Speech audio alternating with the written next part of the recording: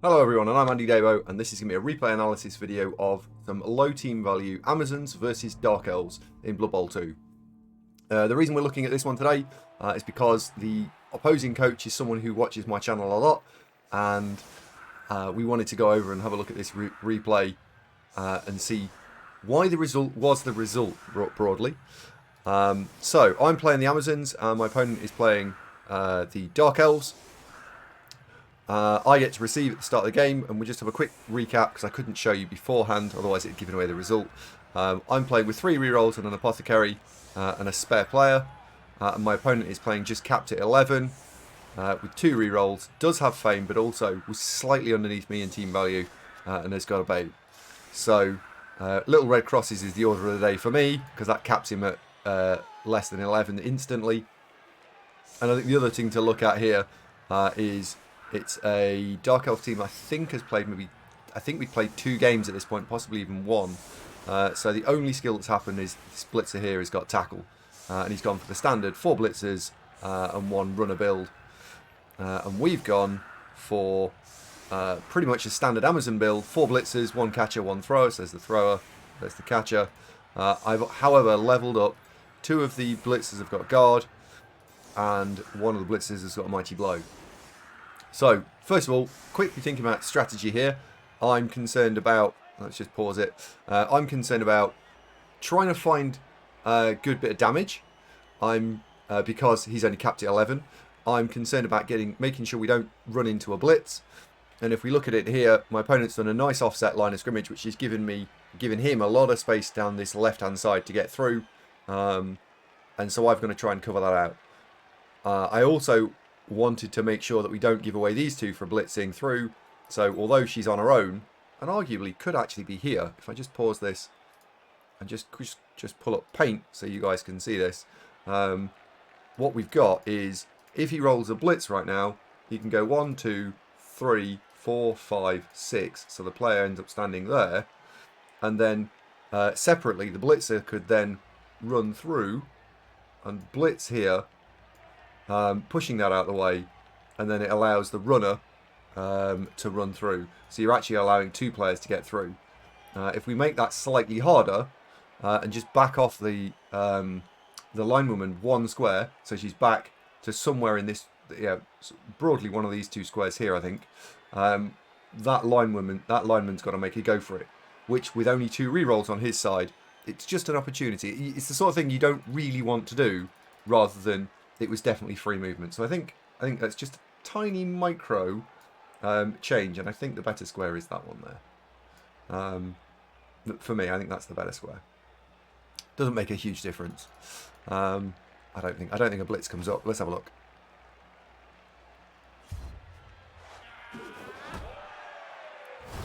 No, indeed. In fact, an opposite of a blitz. So a quick snap. However, this is a snap into a deep kick.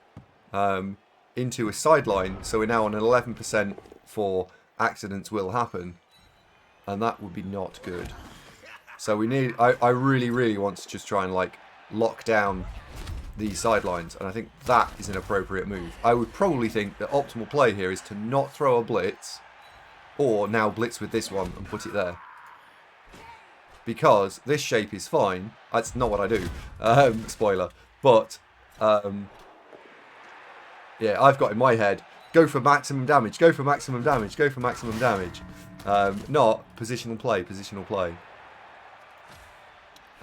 And I did actually, just before we roll any further through this, I did do a quick setup of kickoffs. What you should think about when you're receiving kickoff. So, number 1, what are my goals this drive? What am I trying to achieve? And how am I going to go about doing it? Number 2, how much does a blitz or perfect defense hurt me? So we did cover that a little bit with the blocks of 2, and that's why I looked at this. Rule 3, when it comes up, how will I cover and collect the ball? So that's actually what I was just talking about, and I think it's important that this linewoman should have been in that square there. And you could probably argue that the catcher and the linewoman just come forward and just provide a nice flat screen, because getting through a flat line is much harder than getting through a line with some kinks in it. And then the final rule, rule 4, is based on all of the above, how much resource can I put into throwing hits? So if you know you need to cover the ball and the ball has gone super deep and the Dark Elves will want to go chasing it, don't create a curved line. And I think those three rules at the top then really define how you should play out Rule 4. Let's just take those off the screen.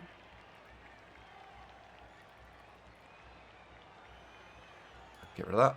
And we'll move on. And watch what actually happens. And maybe this is something I can learn on. I've got 3 more games of Amazons in this division. That's a mistake. Anyone? Yeah. Pause it here. See if you can work out why that's a mistake. I'll give you 3 seconds. So, for those of you who have paused it and have come back, I think I'm going to blitz here. I'm going to blitz from that square there. But imagine I roll double skulls. I don't really want to re-roll it, but I'm now obliged to re-roll it because you can surf that play fairly easily. You know, step someone forward. Let's go and take a lineman. Like this one stands in there, you block. If it's a pow, sorry, if it's a push, that's your blitz target. And there's nothing else you particularly want to blitz at this point. So why not? Why not have that? Whereas if the linewoman is here, it's much harder to get that surf. Or, correctly, that square there, because then he can't blitz me and push me here, push me there, push me there. He can't push me all the way without a Witch Elf. So, that was definitely a mistake. I have to re-roll it. Now, I can't actually remember the nuance of this game, but I'm pretty sure that's why I will have re-rolled that.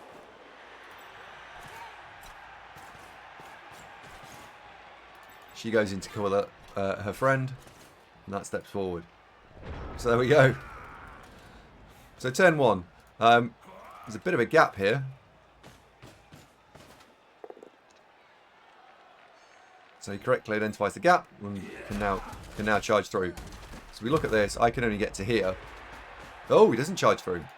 Okay.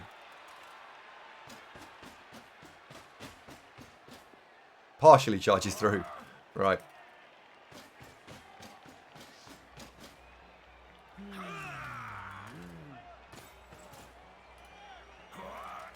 Need to cover the tackle. You need to cover this as well. This is another, like, these two are the players that I want to hit. And I want to hit either of these because easy to kill, most dangerous player.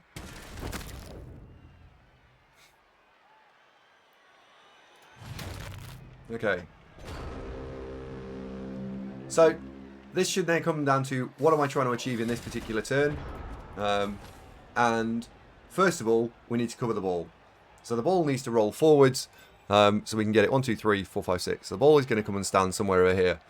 And I can make a choice. I can either put the ball where my cursor was here and say to the opponent, we're going to play sideline wars, come and deal with me. Or we can come in a little bit closer, come middle. And I could even come all the way over here. If we're coming anywhere over to these squares here, that's got to be the blitz, because otherwise you're going to end up with a base cage. If, of course, you come into the middle, maybe these 3 players become relevant. If you go down the sideline, they don't.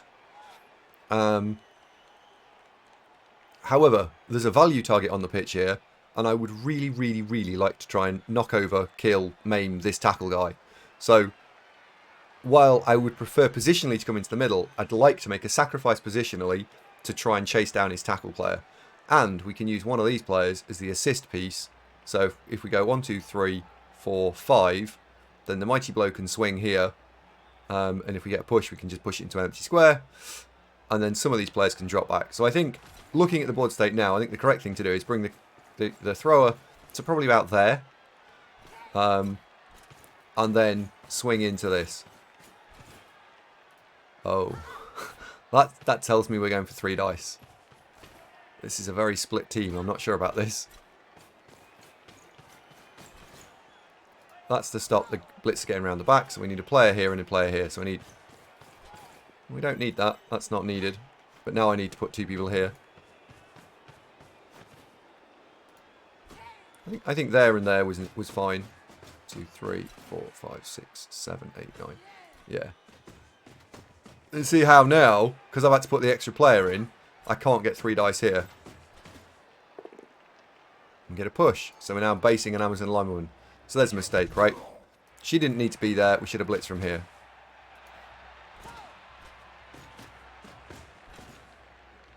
and I'm just trying to fix my mistake. Not doing a very good job of it either.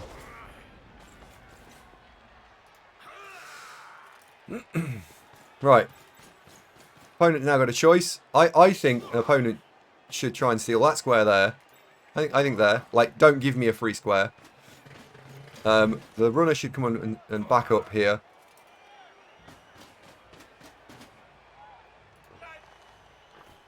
And by basing here, you're obliging yourself to blitz here. And I really think the blitz should be probably concentrated over here.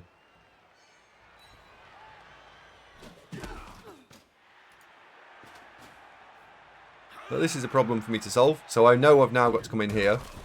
You don't reroll that. Jesus, is dodging.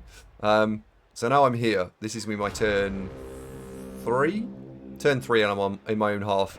But I can go central. So the correct next play, 1, 2, 3, 4, 5, 6. So the ball should go there. Threatening to run diagonally this way next turn, which is fine. So 1, 2, 3, 4, 5, 6. That's fine. Put it, slam a guard piece in there. Yep. Catcher just drops in, and then we can then think about this up here.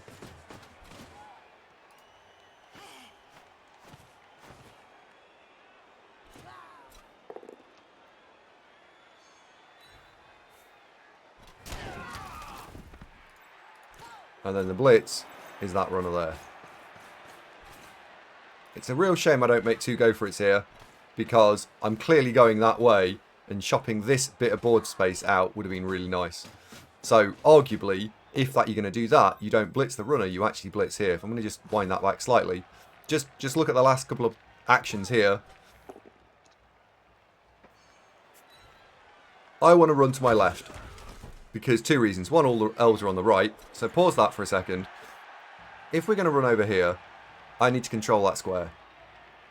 So from a positional point of view, if the blitzer drops and stands kind of here, and then these last 2, one stands here, and we blitz, I can actually control these squares, and I really just make this score almost semi-guaranteed at that point. Because I'm going to be able to run and take all the yardage on turn 4. But I go for the value. And I think I do this out of sequence.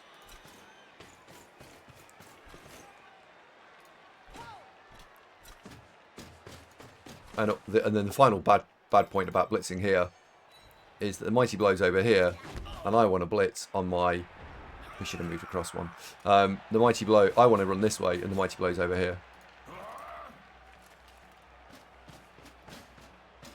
Right. Correctly using block and picking on the non-block pieces. For the Dark Elves, they need to be careful they don't over-commit, I think. Because if they commit too hard over here, I will go back this way. So this is quite a nice and balanced setup. So we can now look at this. And we can realise that I've made a bit of a fuck up, really. Really. This is a bit of a mess up. So turn 4, it's not perfect. It's fixable. But we really do need to try and trundle down the field either this turn or we'll absolutely have to go next turn. At this point, I don't think we get to blitz with Mighty Blow, and we should be blitzing here. So 1, 2, 3, 4, 5, 6. Can't stand there because you want to go 1, 2, 3. So really we need to put something here. So therefore, that's got to be, that goes there. And then you go 1, 2, 3, 4. Smack 5.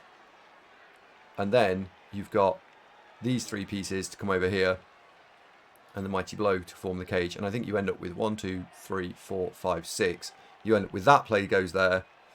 The blitzer can actually get across 1, 2, 3, 4, 5, 6. So we're going to end up with a blitzer there. The ball goes into that square there. You can run into that square there. You will be able to run into that square there. And we've already put something in that square there. And that's okay.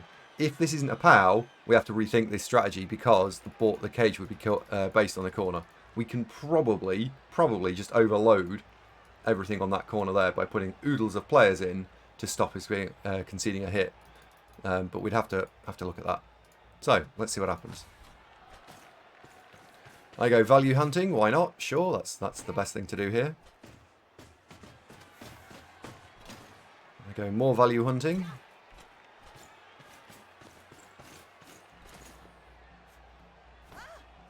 It's amazing how watching this back, the way I'm thinking about the game at a at just a let's play positional Blood Bowl versus what I'm actually thinking in the game when playing these Amazons, which is let's kill things. We're going to kill things. Don't worry, Andy. We're going to just kill things, and how much of an impact that makes on the game.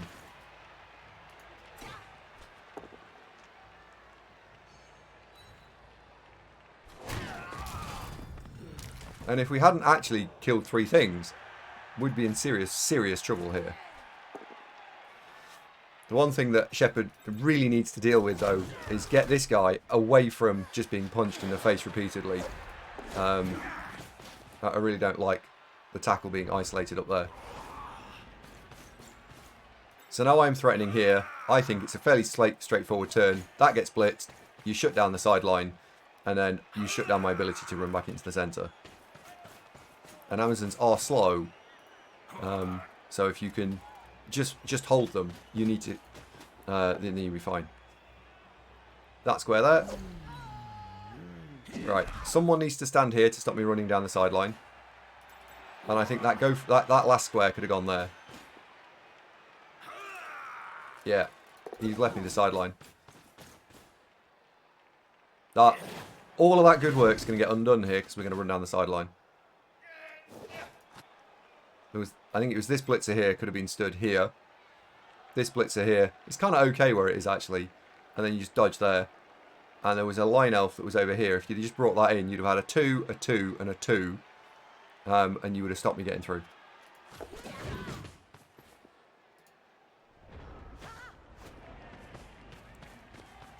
So there are 2 different ways of playing this. We can go down the sideline, or we can cut into the centre.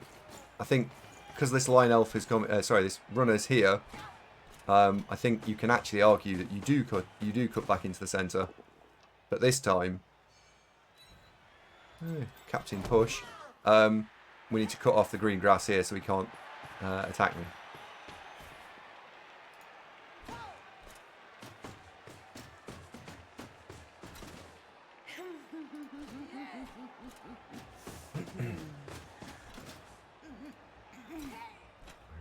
I think these 2 squares, or these 2 squares, or these 2 squares, right? 2 of these 4 squares are super important to stop the Elves getting around the top.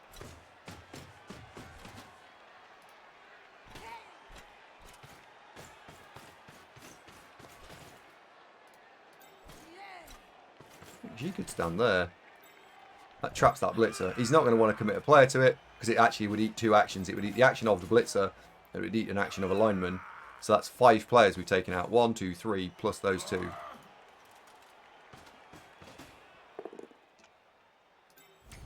And you see here why these squares are so important? Because, poor Nurgle's dentist.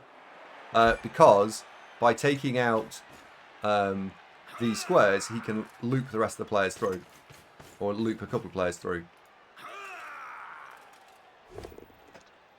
Shepard, you're prioritising hits there, I think. Yeah. So now it's 6 squares of green grass. 1, 2, 3, 4, 5, 6. We should be here. That should be the mighty blow punch. And we should still be fine. Get you up here. And ideally, what I'd like to see is some way of controlling these squares here. 1, 2, 3, 4, 5, 6. So if this blitzer comes over the top, and it's like, I'm going to just pause it and draw it on the screen. If we've got a cage here, my cage, we want to go in that direction, which means our opponent is desperately trying to get here. And if you see, that's the shortest distance for our opponent to travel through. If we can then control squares in this sort of area, if we control everything inside the red area here, you see how the orange line can't run through that anymore. He's got to run all the way around the side, and it's free movement for us next turn. So that red area here makes all of those squares super important. You know, you could include this square here, and it doesn't really matter what squares you talk about. But if I just make this a little tidier, You know, those 4 squares are super important. So are those 3 squares. And arguably anything inside any of those squares there, probably. So all of those squares that I've drawn on the field there, if you could control those squares by physically standing in them and making it so even if your player that was blitzed is knocked over, you still own those squares, you've trapped the Dark Elves. And you don't actually then need anyone stood in that square there because he can't get there. So the catcher is off the wing just so I can keep pushing it, but I don't need any more defence here. So you don't actually need a defence around the ball carrier like that. Really all you need to do is defend here and defend these squares. And then you might defend one square there just to stop him looping through. And of course you need to put someone at the back just to make sure that the guy doesn't get blitzed. And that's more like screening rather than a full cage, because I think the full cage here is a mistake. So, cue up the full cage.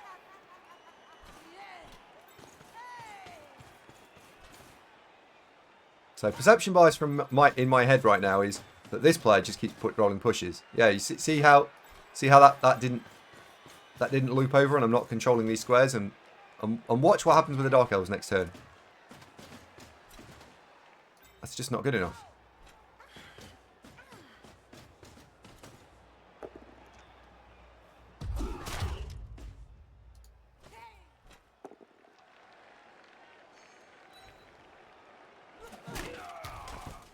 That could probably have been a follow, to be fair.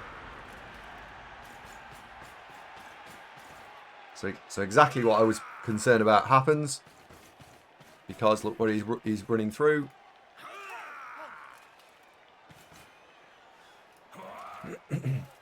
And Amazons are not particularly the quickest team in the world, so what you've got to do is you've got to create corridors for you to be able to run down. And I just haven't done that in this drive.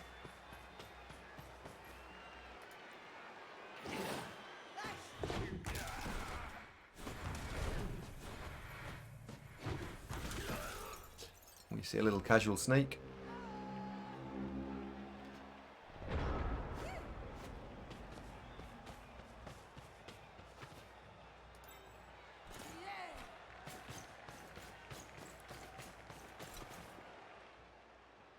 One, two, three, four, five, six. So this line woman needs to go there. Super important that that's where she goes.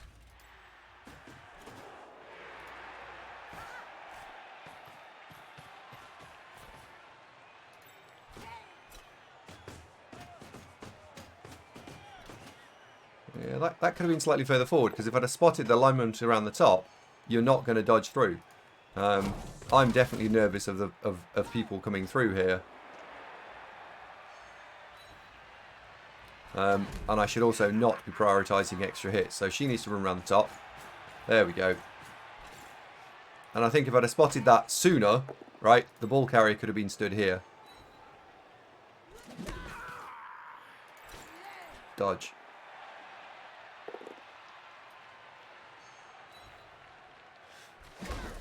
One, two, three, 4, 5, 6, 7, 8, 9. So is a 2+, 2+, 2+ for a 5+ on the ball. You take that all day long. That's your blitz. And that's why she should have dodged. And actually, that's why you should have been one square further forward, right? Yeah. So I would have very much liked to have seen Shepard go for the blitz on the ball there.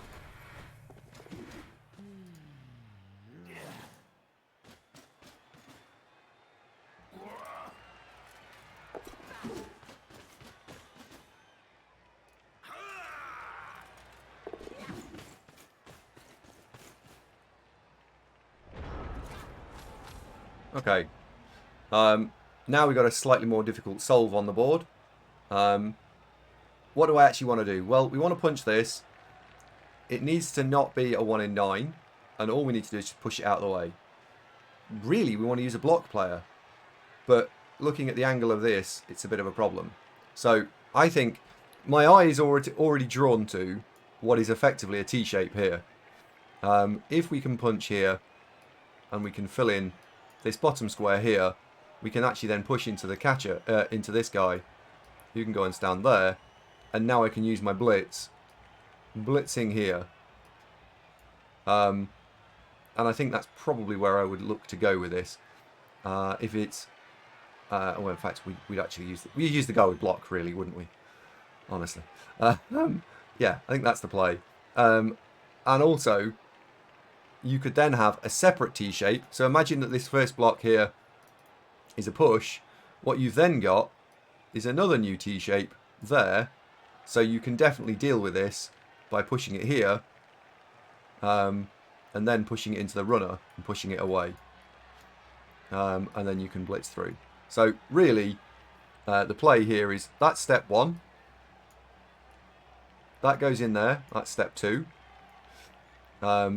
Then the block here is step 3. We need to tidy the board up and we need to look at it. And I think that's actually the solve I take. So let's have a look and see what happens. Okay, so I've got a free line woman. So you can actually ignore that step. We get the POW. 1, 2, 3, 4, 5. So that pushes the guard into contact here.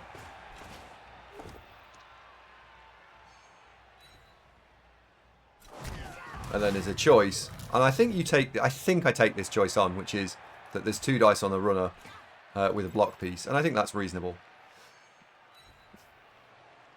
Captain push, rolls another push.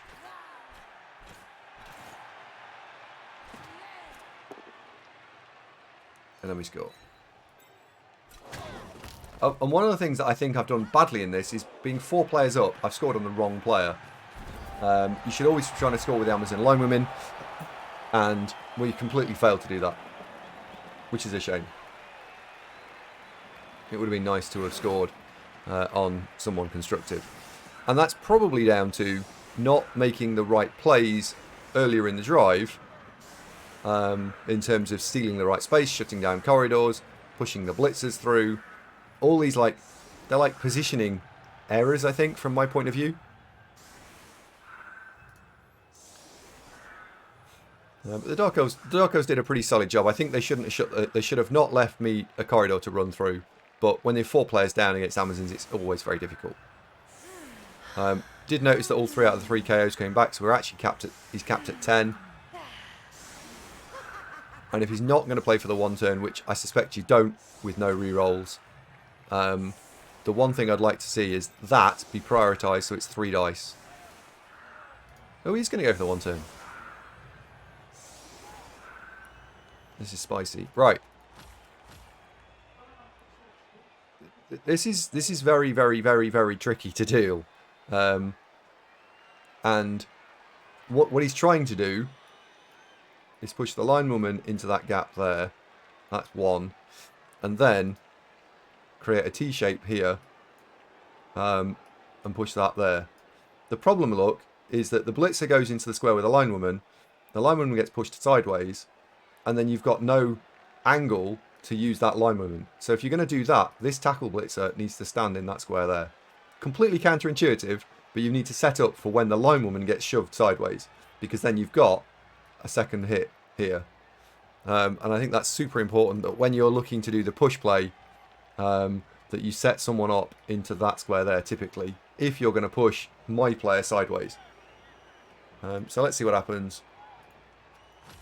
And then what you're doing is you're giving yourself 2 players to use rather than just the 1. Which drastically improves your probability of success.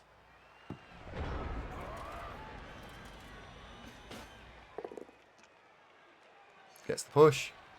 That needs to go and then run into that square there.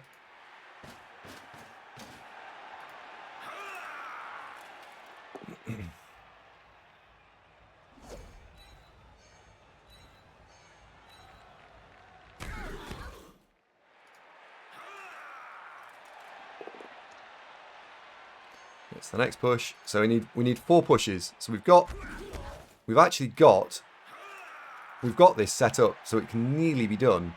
The problem is he's going to be 1 player short, I think. So this push pushes the blitzer here. Well, you can put these 2 players here and here. But how are you going to then make the next hit because that hit, you've got to fill these squares. It's just not possible. So you can already see that this isn't going to work.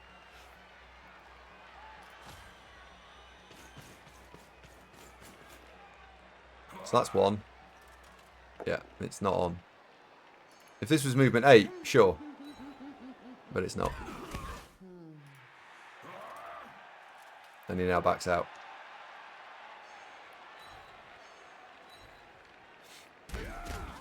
So we're going to skip forward to the next half.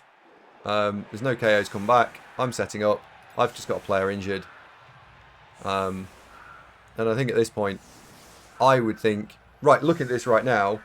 I don't want to give away a score, so I'm going to just set them up in blocks of 2. They can be flat because there's no frenzy to deal with.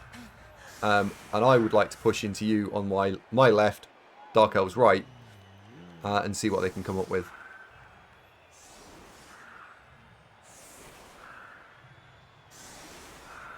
And if we look at this from the Dark Elf perspective, try and find a 2 dice blitz on any of this without giving away a counter hit. There isn't one. So the flat line here, groups of 2, is really strong. We'll watch the second half from the Dark Elf perspective. He gets a free reroll. And he's correctly setting up and identifying the diagonal blocking. The problem is, the second block has got to be without block. Yep.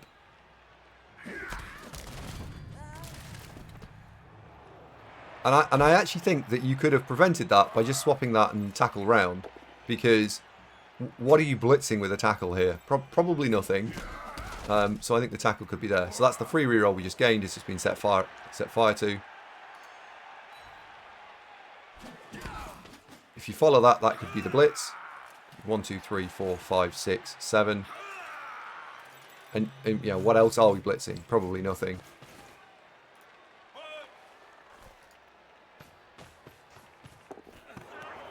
In fact, definitely nothing. So, yeah, it would have been nice to have seen the blitz on the lineman here. Straight away, if I can get this lineman down, we can then chase down the tackle again, because the guard can come in here. We do get the POW. So, one guard goes in here, preferably this one. And then we can blitz the tackle. And I'm going to go and cuddle everyone, because Amundsens are really annoying when they start pressing in.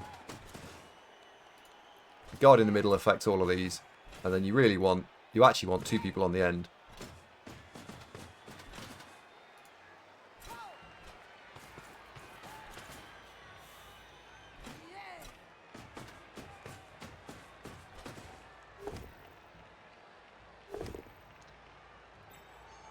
Finally rolls a POW.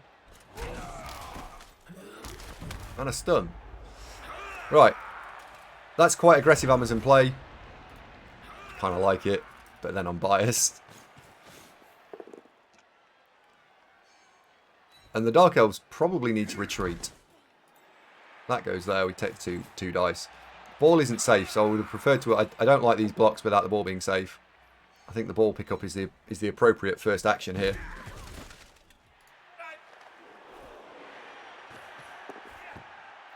And considering how I've played, if the Dark Elves are assuming the same thing...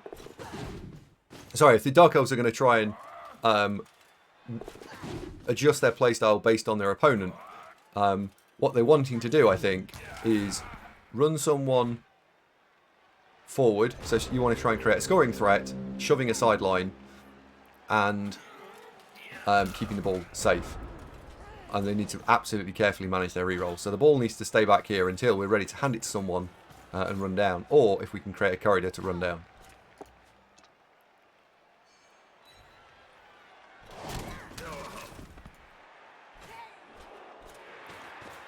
And then from my point of view, I would like to see me pressure the ball carrier so it doesn't just sit there for 3-4 turns. But not with a mighty blow. So I think Jenny Catcher should run through here.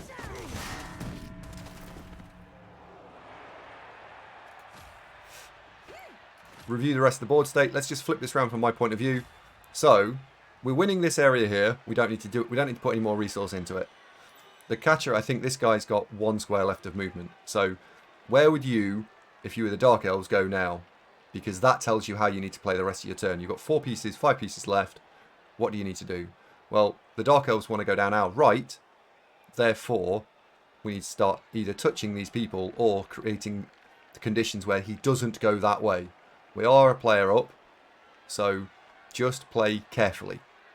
So you could put player in here, player there, and touch. That works. Or you could play even more passively than that and stand off everyone. Don't move her, and just control these squares here. I think both work. Or there's Reckless, which is just go and put additional resource into somewhere you don't need to go. And this might end up costing me some stuff. Because look at that blitzer. That blitzer is where he wants to go.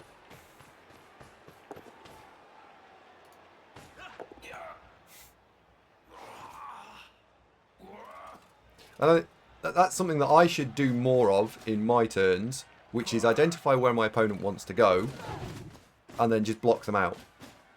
And I'm not doing that appropriately enough here. We have got a semi vulnerable ball carrier.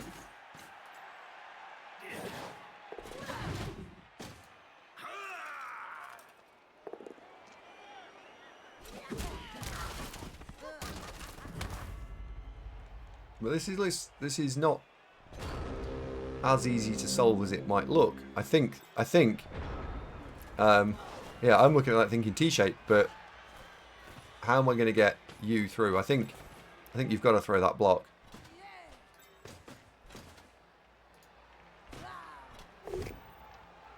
And I've got to make the 3+. There we go. But if this goes wrong, you're home free. So it's important to bring this 1, 2, 3, 4, 5, 6. So she needs to stand there. And someone needs to touch this as well. On the front side, so it can't get through. Yep.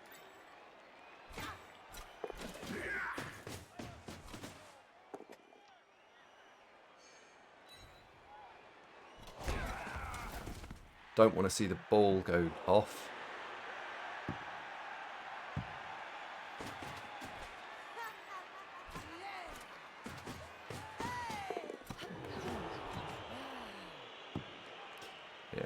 And we try and pick it up, and it doesn't work. But it's not in any tackle zones. It was a free attempt. If it worked, brilliant. If it didn't work, never mind. His dodging has been awful.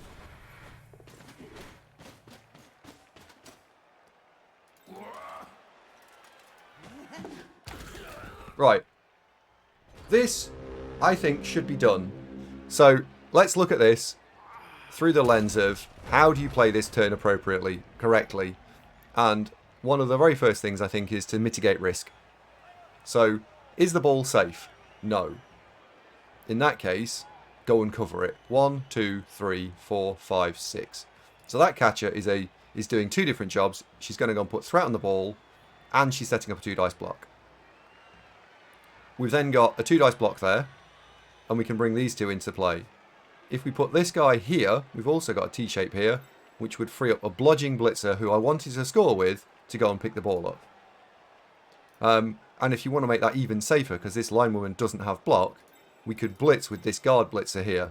So, step 1, 1, 2, 3, 4, 5, 6. Cool.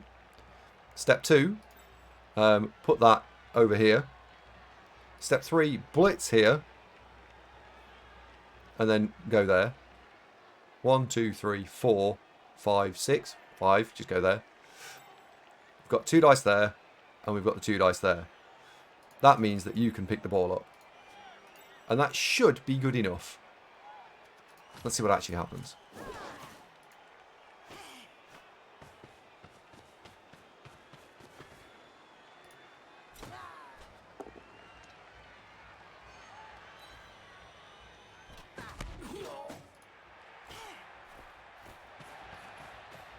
You need to throw that hit now straight away because we're going to need to work out where we're going to put the guard piece. So in that case, the blitz should be here. If we're going to play this line of play, the blitz is here, and then you pick the ball up.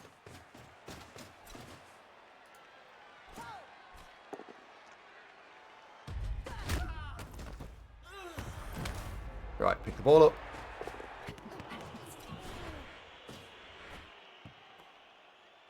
I think that's a game-winning reroll if you take it. If you make, I think you reroll that because you're allowing Dark Elves to do nonsense. So he's only got a 4+ with a reroll to catch the ball, and if he picks the ball up and then does some nonsense like throw it, you're gonna draw the game. So, and that was a pretty good scatter, right? It could have gone into a worse square.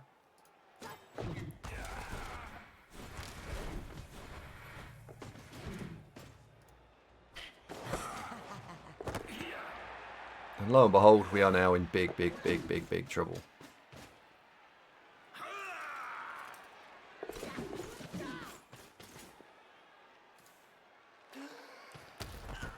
So, how do we solve this now? We don't do that. We're only winning 1-0.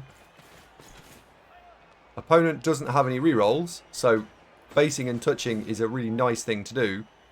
We don't have any rerolls. It's a shame that's not a POW, because that means we can't get in that square there easily. 2, 3.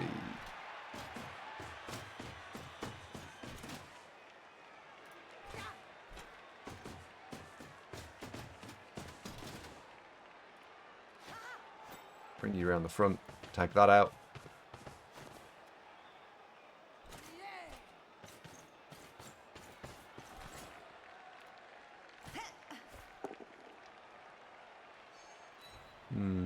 Not sure about these 2 dice block, that 2 dice block, because we're just going to end up tagging here, and this isn't going to be good enough.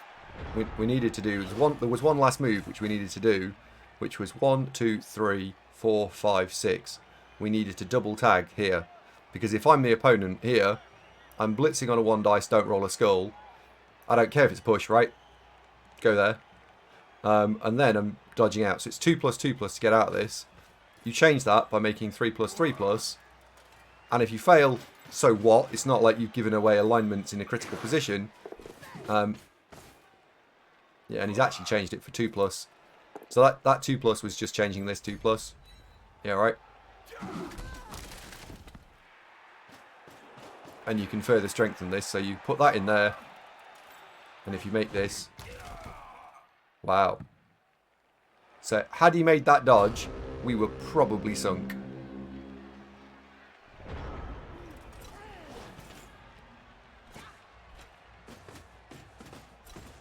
Cover the ball. It's now in 3 tackle zones.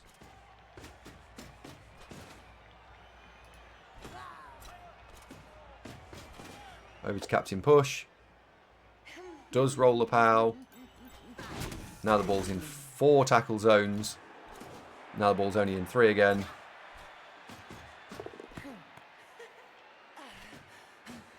Where's the tackle player? It's there.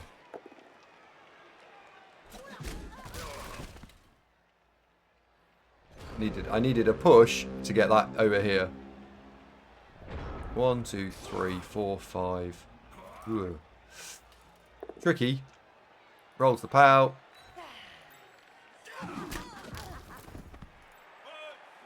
You step something in here, and then you can blitz 1, 2, 3, 4, 5, 6, 7 twos.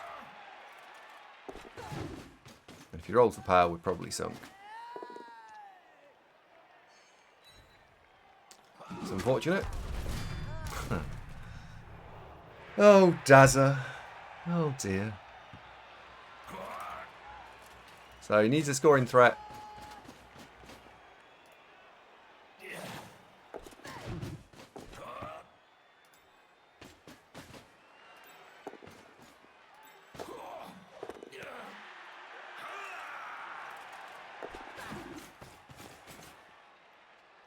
Oh dear.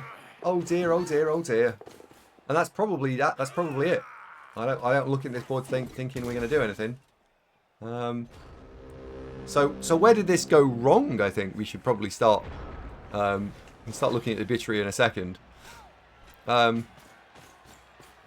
First of all, I think that we need to get in front of this. I think the blitz could have and should have been here. We have to get in front of this guy. 1, 2. So it's, I don't know what it's like 2, 3 to hit that. 1, 2, 3, 4, 5, 6. You have to go through and stand here. Yep.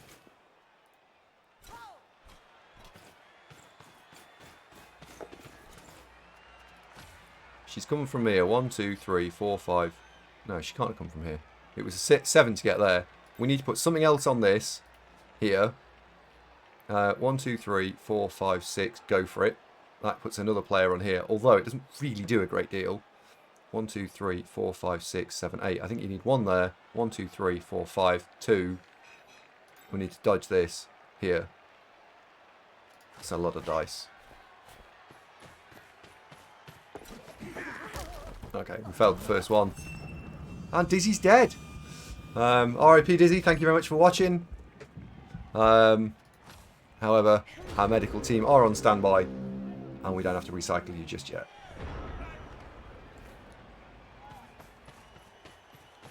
This is all very straightforward. You just blitz and score. So where did it go wrong? I think in the second half I wasn't careful enough to lock down the plays to make sure that the Dark Elves had to do something. I think the re-roll when the ball was going to be 1 for 2-0 was probably the wrong... To not take it with the wrong play. There's no guarantee it works, but you pick the ball up on the bludger there, you're probably fine. And then the 1 in 9 at just the wrong time to create the cage. That was also pretty problematic. There's no difference between throwing that block or doing a dodge. It's still a 1 in 9. I took the damage output version. It's probably alright. So, Amazons are not famous for their 1-turning, and they're certainly not going to do it with only 10 players and no reroll. So, I don't think I try for the 1-turn here. And the kickoff event doesn't change anything, so that is the end of the game. Hopefully you enjoyed the content. Thank you very much for watching, and please let me know what you thought in the comment section below, and I will see you in the next video. Thank you very much. I've been AndyDavo. It's been Blood Bowl 2. You've been wonderful.